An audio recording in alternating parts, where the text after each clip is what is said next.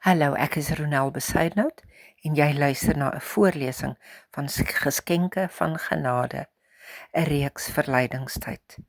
Vandag se tema is Genade verander. Dallas Willard het eenmaal gesê: "Genade is nie gekant teen inspanning nie. Dis gekant teen die illusie van verdienste." In 2 Korintiërs 5:17 lees ons: "As iemand in Christus is hy 'n nuwe skepping. Die ou dinge het verbygegaan. Dit het alles nuut geword." Ons dink soms genade beteken God vergewe ons net en dan laat hy ons verder aangaan soos voorheen. Maar genade doen iets meer ontstellend. Dit verander ons. Wanneer genade jou raak, begin iets nuuts stadig groei.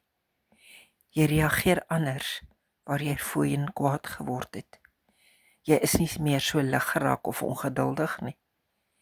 Jy hou vas aan hoop waar jy vroeër moed opgegee het. Jy sien mense anders. Jy dink anders oor die lewe.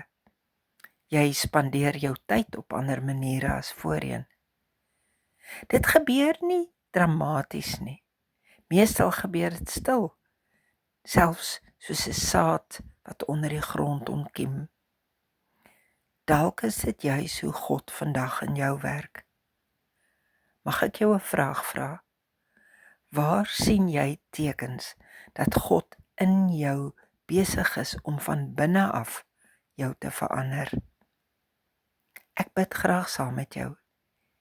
Here, dankie dat U genade my nie los waar ek is nie. Laat U Gees my hart en my gedagtes vernuwe.